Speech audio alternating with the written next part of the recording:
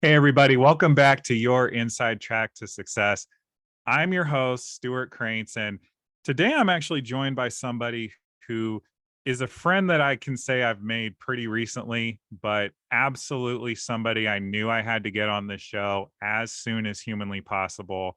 This is somebody who I think can bring a lot of value to you because he epitomizes creating and living a life on his own terms. Just all the things he's up to, all the things that he's creating in the world. And can't wait for him to share some of those himself with you directly. So without further ado, I'd like to introduce you guys to the Cincinnati Picker himself, John Yarberry. How are you, John? I am great, Stu. Oh my God, what an introduction. Thank you, man. Yeah, man. Well, thank you for being on the show. I appreciate you for being here. So, I again, you're somebody that I think dabbles in a lot of things, but just the theme that I've seen in everything that I've known about you is creating a life that you're proud of and creating a life on your terms. And I think a lot of people aspire to that. And so I'd love to just hear, or maybe you could share with the audience a bit more about what you do, like what you're up to, and how you kind of came to be the Cincinnati Picker. Yeah, so I dabbled into garage sales in my late teens. The story is my grandma went to a sale and bought a piece of furniture, needed me to go get it with my truck. So I went and picked it up with my truck. At the time, I was working at a sporting goods store that sold used sporting goods. And I saw all these sporting goods at this garage sale. I'm like, I'm just going to buy all these and see what I can make. So I paid about $20 for everything, took it to my boss and made like $200, and I was hooked. That's almost been 20 years ago now or more, I think. So from that point on, I was really big into reselling. It was a side hustle for me then, but it has been a full-time gig now for 10 years. I haven't had a boss for about 10 years, and I never plan to have another boss, knock on wood, unless something goes horribly wrong. But yeah, and since I've been doing it, I have found different ways to do it. I found the community of resellers on YouTube, started my YouTube channel, and it's something that I'll do forever. I'll never retire from it because it's so much fun finding stuff, flipping it. And you're being a bridge for somebody, because like somebody doesn't want it, we don't want to throw it in the trash and add to the landfill. And then somebody over here wants that item but can't find it. So like I'm that middle person bringing them together. I love that. That's amazing. And even just in that little bit you just shared, I feel like there's so many questions I want to ask you, but maybe just to go a bit further, tell me a little bit more about just the idea of creating value out of something that might not have inherent value to somebody else. Yeah, I think the idea of creating value is being really open-minded. I've been doing this so long now that the things that I buy and sell now are not what I was buying and selling back in the day. Like, you'd be shocked what people pay money for. It's absolutely crazy. A lot of things that people just throw in the garbage, there's buyers out there for it. So I really keep an open mind anytime I'm trying to buy stuff. People always ask me what I sell, and I just say everything. Absolutely anything and everything that I think I can make a buck on, I will sell. And that has been some weird stuff over the years. Don't get me wrong. There's a collector for everything. So no, there's no judgment here. Whatever, somebody's into, like, I'll sell it to them. It's fine. I love it. Well, I definitely got through some rough patches financially in the pandemic by, unloading old action figures, did really well with my Ninja Turtles, I got to tell you. Also a lot of sports cards, particularly late 90s NBA. But with just out of curiosity, what's been your kind of bread and butter, or maybe just a category that you enjoy? I guess my bread and butter for the longest time was sporting goods, like going and Okay. finding sporting goods, bring them into the store. And I still look for that stuff, but now it's just kind of everything. I find a lot of electronics. I find a lot of collectibles, antique, sports memorabilia. I mean, obviously you can see I'm a Reds fan. I got all kinds of Red stuff Mhm. myself. So yeah, I really try to not niche down. Like, there's plenty of niche sellers that only do one category, and the way that I do it and the way that I resell, it just serves me a lot better to find anything and everything. Mhm. No, absolutely. I love that mentality. So something that I think would be really valuable to ask, you've said it earlier, you're your own boss. And so many people want to be their own boss, but they don't know how. And so I'd love to just ask you, what have you learned is necessary for people to strike out on their own, create the life of their dreams, and make a living at it in the process? Because we all got bills to pay. I think it takes a leap of faith and trusting and believing in yourself, because making that leap to go self-employed is not an easy one. I've had this conversation with a lot of people that, want to go full-time reselling, and a lot that have gone full-time and had success with it. So you got to just trust and believe in yourself and work harder than you've ever worked. Because when you're self-employed, nobody's looking over your shoulder to making sure that the donuts are getting made, so to speak. So you really got to be disciplined, self-motivated, self-starter, and stay focused and be able to get stuff done, especially if you're working at home. It's easy to get distracted. Oh, I'm just going to do some laundry real quick. Oh, I'm going to watch TV, whatever. Like, you really got to focus and hit your goals, and just have a community around you to really support you and hold you accountable. That's paramount, because a Mhm. lot of us resellers, it's just, a one person show. So having other people hold you accountable and keep you motivated really helps. Yeah. Yeah, and you've mentioned community already a couple of times, and whether it is the reselling community or any other type of community, how do you go about finding the community if it's something that you're just getting your feet wet in? I would definitely recommend the YouTube reselling community, because it is big. It is very big. When I started my channel 6 years ago, there was maybe 15 of us or 20 of us. Now there's thousands of channels.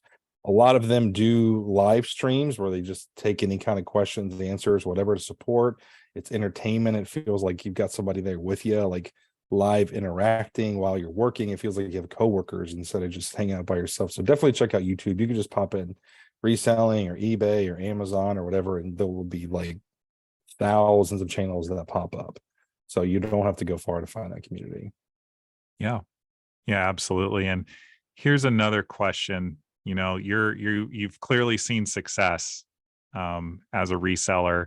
You know, you've you have the YouTube channel, which does very well. A couple 100,000 subscribers, which is something I think a lot of people aspire to. You know, when people are getting started in anything, reselling or anything of the like, and they see somebody like yourself who has achieved a certain level of success, or maybe like a Gary Vaynerchuk, who I know does his little spin-offs, garage sale picking and things like that. I feel like a lot of times people play the comparison game, and it almost always becomes a reason for them to not begin starting the thing. So what would be the advice you would give to somebody who wants to do what you're doing, or anything really, and they might be holding you up as kind of like that unreachable level of success?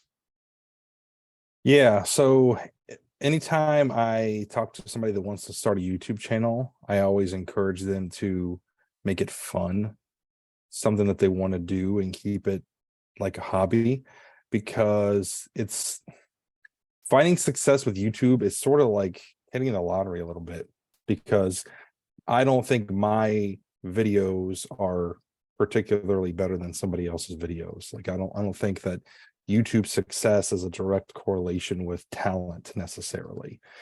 Sometimes videos go viral randomly, you can't predict it, and when they do, you get subscribers. That's kind of how it is.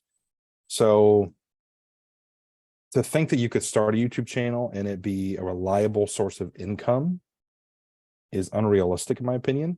So I just remind people, like, treat it as a hobby, maybe invest a few hours a week into it instead of 10, 20, 30, and have fun with it, because you will experience burnout 100%. You do Mm, these videos long enough, you're going to get burnout because it's a grind. So try to have as much fun with it as you can, have no expectations whatsoever, and just let it evolve. Like the videos I made when I started versus the videos I make now are night and day. They're totally different topics, different formats, different cameras, like everything's different. But I just kept throwing stuff at the wall, to see what would stick and kind of formulate it. I was about 2 years into my channel, and like it really wasn't going that far. I had like 7,000 subscribers maybe, which is a lot. But it wasn't until I got some great advice from a friend and started implementing that my channel really started taking off. Nice. I feel like in that I heard you talk about passion.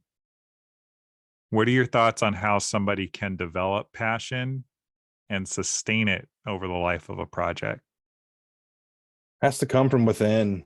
It needs to be aligned with whatever your values and your vision is. So really just find out whatever lights you up, and that initial flame and fire will guide you. Like just make sure it's something that you really are passionate about.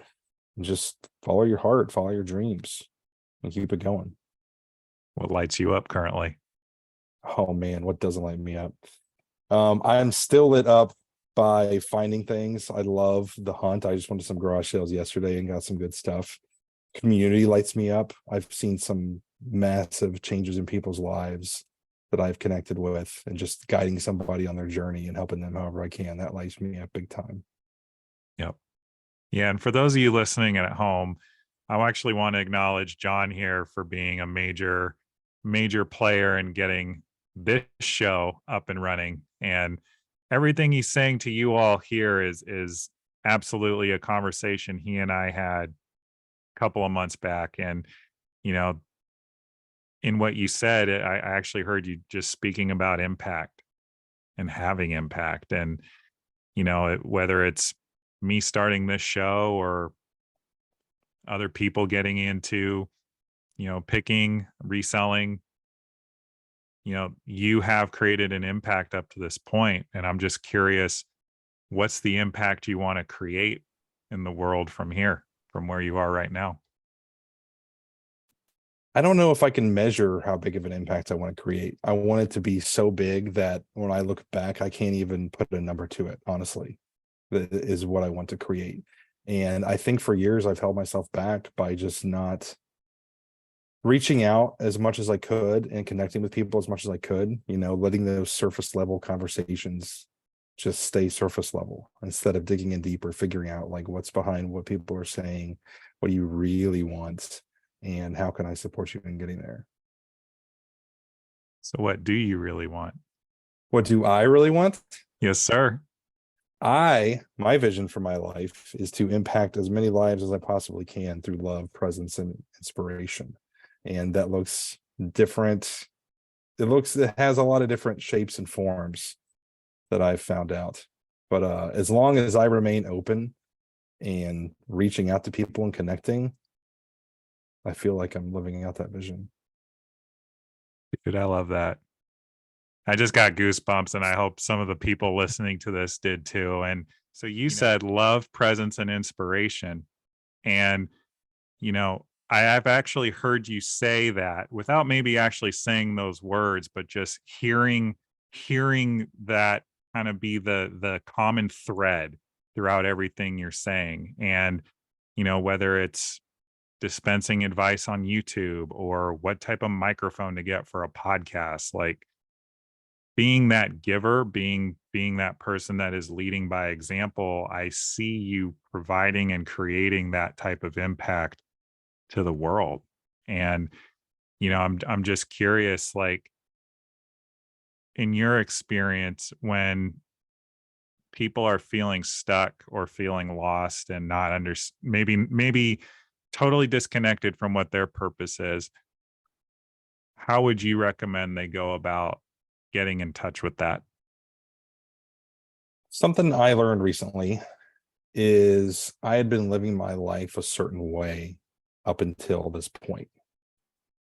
I had been doing, working, doing all these things, thinking that would let me have whatever I wanted, a nice house, materialistic things, family. And by doing that, I would be happy. So I was doing, thinking that would change my way of being. And I learned that I had it all turned around. It starts with our way of being, who you are, what you choose to step into every day. That way of being will drive what you do, and then you get to have whatever you want. Wow. So I would just say shift your mindset. Choose who you be, choose what your way of being is every day, all day. That will drive what you do 100%. How you connect with people, how you work, how you live, how you treat yourself, how you treat others. And then that's going to give you the life of your dreams. You can have it all. I love that. And yeah, it's very true. Like, I think what John's describing, y'all, is that at the end of the day, we can ultimately really only control ourselves, our thoughts, our beliefs, our actions, how we show up for other people. And, you know, developing that level of presence with yourself, checking in and understanding how you are choosing to relate to and be in the world actually does make a great difference. And not only just how you experience the world yourself, but I'm sure you can attest to this, John, but like it actually makes you a magnet for opportunities and relationships and all the things that actually create a fulfilling life, and um I guess if you're on this journey to have as much impact as you can, one that is immeasurable, to use your own words, you know, what do you feel like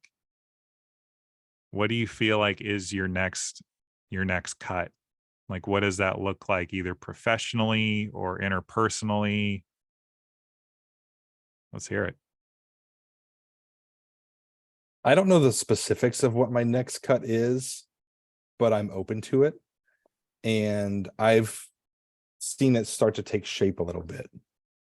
Like as I'm remaining open and connected and just surrounding myself by amazing people, I'm seeing it start to take shape little by little. And I'm really had to stop the controller in me at times, because I'm very much like, go 100 miles an hour, like just do what I want to do. And it's like, let's see what happens with this. Because I'm open to ideas, possibilities.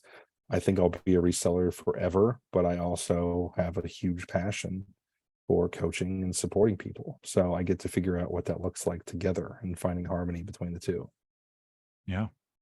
Yeah, absolutely. And I think one of the beautiful things that makes human beings is each of us are unique, and each of us have our gifts and talents and strengths and weaknesses, or areas for growth, as I like to try to call them. And how something looks the way you do it is not necessarily how I do it, but that's okay. And I like to think that we're meant to impact the people that we're meant to impact.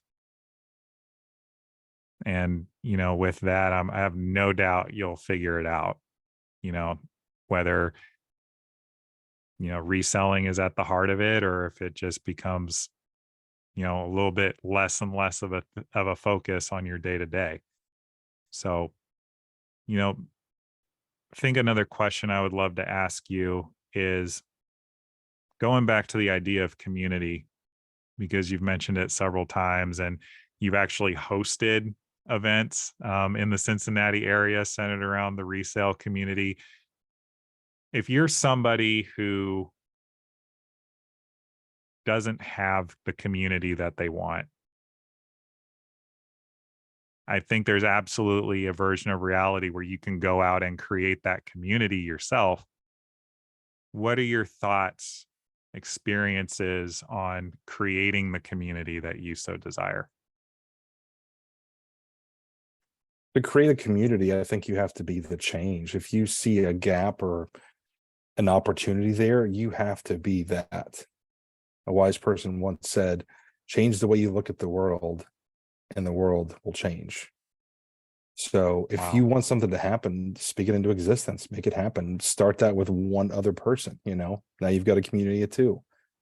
You both get to reach out and grow it even more. Yeah, and it catches on like wildfire, 100%. When I started my channel in 2017, there were 5 or 6 channels that were, the quote unquote big channels at the time, and they had a toxic way of making videos. They would bash another YouTuber and just rant on them forever. And like people watched it, people fed into that drama. So since they got views, they kept making more videos like that. And the people they would bash would make videos bashing them. And it was just this horrible, poisonous environment. I mean, it was terrible. And I said right then and there, I'm like, my channel will never say a bad word about anybody because that's just not what the community's for.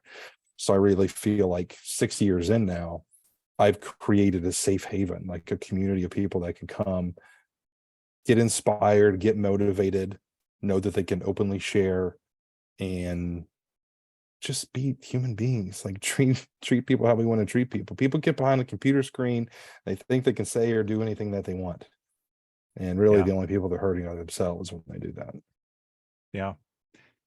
Yeah. I had on Instagram the other day, I had a 15-year-old kid in Missouri tell me I was ugly. Real story. That is Oh a real man. thing that happened. And, I'm in a place where I feel grateful that I've done enough work on myself, done enough coaching, been enough therapists that I just kind of laughed it off, took it in stride. But to your point, like if anybody listening to this wants to start a podcast, a YouTube channel, start a hobby, start a resale business, whatever the thing is, like unfortunately not everybody out there is going to treat you kindly or with respect. And I like to think that those are just not the people that we're ultimately meant to serve. And so I just wanted to reflect that, based on what you just said. Um, but about going back to the idea of being the change, how do you create that courage within yourself to be the change when you see so much adversity? Because there's a version of that story, John, where you saw the toxicity and could have looked at it and been like, oh, wow, this space is really toxic. If I start a YouTube channel, they're just going to bash me too. But you didn't. And I want to acknowledge you for that because you are in this place of promoting positivity, promoting, what the resale community can actually be about. And so I'd love to just get your thoughts on that in terms of creating that courage fighting through.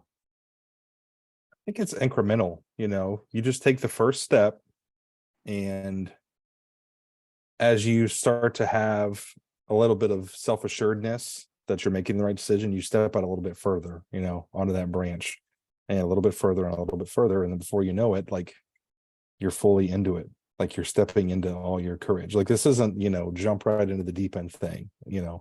I think it's very incremental, step by step, and seeking support along the way, reaching out to people in your life that will support you and have your best interest at heart, because a lot of people in life like to hold each other small.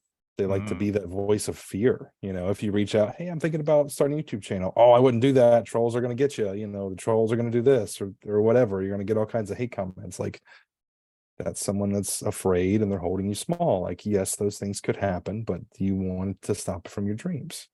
So mhm, just be careful of who you're getting advice from. They might mhm. have the best, intentions, but may not realize what they're actually doing. Yeah.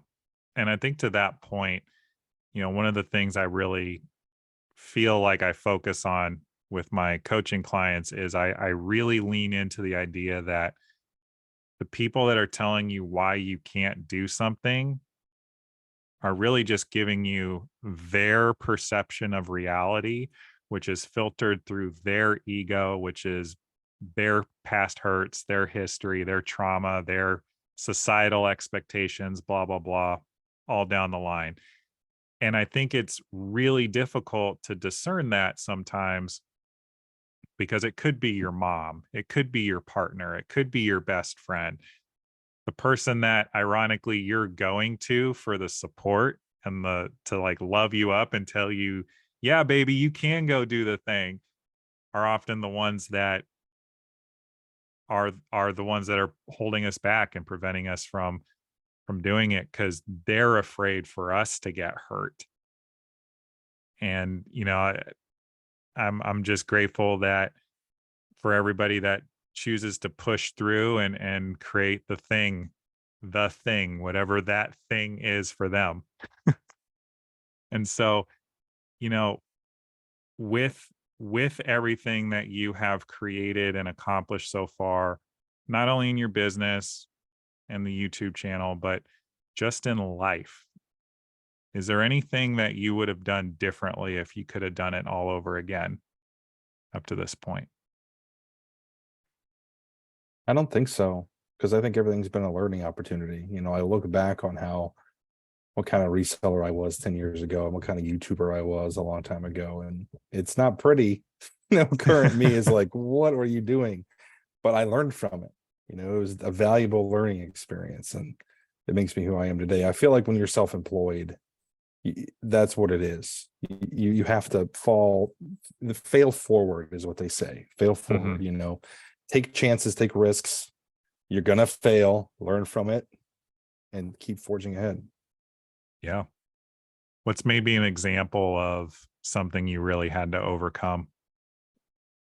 Hmm. I think just trusting myself to bring in enough income when I went full time, because I'm super fortunate that my partner has been supportive from the get-go. Yeah. Whitney's amazing. She's always like, "You've got this. I trust you." She doesn't question how I do my reselling. She's not looking at the, X's and O's of it. Like, just has that trust. So I think that tough part for me was just like stepping into that possibility. Like, all right, I got no guaranteed paycheck coming. Like, let's grind this out and see what happens. Yeah. Yeah. And, we build self confidence by keeping our promises to ourselves, but only if we acknowledge ourselves for doing the thing. And so I'm Yep. sure that as you took the risks, maybe had some learning opportunities, but had the successes as well, it actually built your confidence over time until the business got to where it needed to be. And so, that's a really, I think, poignant thing that you shared. And I'm just curious, what do you feel like you currently are overcoming in the day-to-day operation of the business? That's a great question. I think I'm overcoming the way I thought it had to look. I've Ooh. recently been getting really creative with how I'm selling the things. I've never had any problems getting the stuff. I'm buying, buying, buying all the time. And I've had different outlets to sell it. And I've just been really open minded recently. Like, in addition to eBay, in addition to the Whatnot app, Facebook Marketplace, I've been selling on a auction website my friend built called ZipBid. So I've been doing a couple auctions a month with random things that just aren't good for eBay, and it's been going well. It's not huge money, but it's a nice extra revenue stream. It's getting stuff out the door so that the stuff that's coming in the door, there's space for it, and there's this constant flow going while still juggling the eBay and everything else too. Like, everything has its place. Yeah. Yeah. And tell me a little bit more about the idea of like releasing control over what something has to look like and how that can be applicable to anything else that anybody's up to. I think in releasing control, you have to be very grounded that you don't know it all, because we go into something, with our ego and our mindset. I know what this is. I've done this before, I've got this. And if we just go into it open-minded and say, like, what's the possibility here? What am I not seeing? Maybe get another perspective. How would you do this? I encourage people that do a certain thing or have a certain area of expertise, have someone else that knows nothing about it come in and look at your operation and just see what they see, because they're going to come through with a completely different set of eyes. Like if I brought in another reseller, they're going to be like, yeah, this looks good. Yeah, I would do it the same way. If I bring in, a hairdresser or some, mechanic, and like, you look at this, what do you think? Like, they're going to ask questions that I wouldn't even ever think about. It's like, well, why are you doing it this way? Why are you doing it this way? And then you're explaining your process, explaining your business, and that's probably where you're going to find some growth.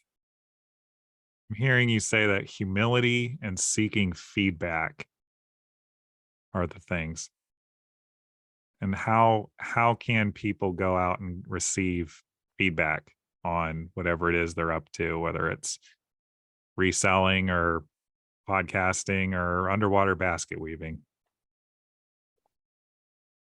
When we get off of this, I'm going to do a YouTube deep dive of underwater basket weaving, because I'm sure I that love there's it. community out there for it. I guarantee you There's there is. Oh yeah, there has to be. There's a YouTube community for everything. To receive feedback, just be humble, be curious, reach out to anyone and everyone in your life. I mean, get your grandma on the phone, Hey, I'd love some feedback on what I'm up to in life. She might think something's wrong with you at first, but then she'll probably give you some feedback. I love it. Yeah, no, I my grandma was still here. I actually have no idea what she would think about podcasting. Or so you're on a microphone and you're talking to people and other people listen to it. That's kind of weird. But I think it goes back to that idea of getting the feedback so you can continually be improving, but also, continuing to fail forward, as you said, and implement and reiterate, and, you know, ultimately just taking the action to do the thing. And, I think that as much as we can have dreams and goals and ambitions and a desire to impact an unlimited amount of people, how we show up, how we be, as you said, and that plus the action, I personally feel like are two of the biggest indicators of whether or not we will be successful in creating the impact or the goal or the end result.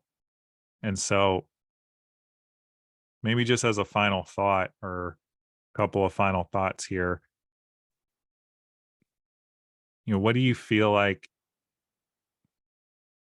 prevents people from taking those big actions, the big committed, consistent actions to reach a goal? And how can they kind of flip things for themselves so that they just do the thing and do the work? I think what stops them is the illusion of safety. Ooh, tell me more about that. So we trick ourselves into thinking that we're in a good place, things are going well, and that's what stops us from really going after what we want in life. Mhm. Someone once told me that growth does not come with comfort. Mhm. Comfort and growth cannot coexist, period. So if there's something you really want, you will have to get uncomfortable to make it happen. If you're wanting to run a half marathon, you're going to have to get up off the couch and start running, and it's going to suck. I know, because I've been doing it. Same. Yeah. If you want to lose weight, you're going to have to eat the foods you don't like to eat. You're going to have to just switch up whatever it is you're doing and just step out of that comfort zone. And that's where the juicy stuff is. Yeah, man. 100%. And, you know, it really is just silencing your ego, because the ego wants you to stay safe, wants you to stay small, because it doesn't care about your happiness or your goals or ambitions. It just wants you to survive. And We can do a whole lot of surviving by staying on the couch in front of Netflix, eating a bag of chips, until our stomachs hurt each and every night. And at the end of the day, what type of life is that? um, awesome. And so, John, this has been a really awesome conversation today. And I know people absolutely got a lot of value out of it. Where can people connect with you? Where can they follow you? Basically, where can they find you online in order to get connected, tap in, and learn more? Yes, so my YouTube and my Instagram are both Cincinnati Picker. If you search that, I should pop right up. I think my Instagram is just all one word together, Cincinnati Picker. Yep. Yeah, that sounds about right. I know I follow you, been following you for a bit. And, again, folks, John is as advertised. He is a pretty, I think, unassuming guy, but an absolute wealth of knowledge. And this man is what I would consider to be a giver, somebody that doesn't think twice about giving value and, just being authentically himself. And for a lot of folks listening to this, maybe the goal is to quit your 9 to 5 doing something you love. Even if you just follow him on YouTube or Instagram, I'm sure you can pick up a lot of tips on how to do so, or even just get some good mindset tips going on by following his example. So, John, I want to thank you again for taking the time to be on the show. But before I let you go, just want to ask you one final question. And that is, what are you acknowledging yourself for in this moment? I knew this question was coming because I've listened to your other episodes. You darn right. Yep. I want to acknowledge myself for pushing people out of their comfort zone. And in order to do that, I've had to get uncomfortable and ask uncomfortable questions and accept that I'm more worried about them reaching their goals and them living their best life than I am being liked. Ooh, yes. Because when I have a conversation with somebody and they tell me what they want and they light up and they get on fire, and then when it comes to taking that first step, their ego just recoils. Mm-hmm. They get scared. They're like, nope, that water feels too cold. I'm not jumping in. So I want to acknowledge myself for being a stand for them and just reminding them that they do get to live their best life. And yes, it is scary. But Yeah. that's where the growth is. That's where freedom is. In full disclosure, ladies and gentlemen, that is almost verbatim how it went down in getting this podcast started, in a conversation with John. Just to give you all the details, I had a specific launch date in mind. We were over the phone, so I can't say he looked me dead in the eye, but it certainly felt like you looked me dead in the eye, John. And you were like, so what would prevent you from starting it tomorrow? And y'all, the only answer I could come up with was my perfectionism, which, as we know, perfectionism is your ego trying to keep you small by telling you the lie that it has to look a certain way before you can start. And so just your proof of concept, y'all, like everything John said is true because he does stand for people in that way, including yours truly. So I would have been remiss if I didn't throw that in there at the end. And well, John, I do appreciate you being here today. Um, I'm excited. I'm lit up. I ran my 8 miles this morning for my half marathon training that I'm doing, and I feel like I can go maybe get out of like 4 more right now. But absolutely appreciate it. Everybody go follow him on YouTube and Instagram at Cincinnati Picker. You will not regret it. John, any last words? Thanks for having me on, Stu. This has been wonderful, and I can't wait to do it again. Thank you so much, friend. We'll talk soon. Take care.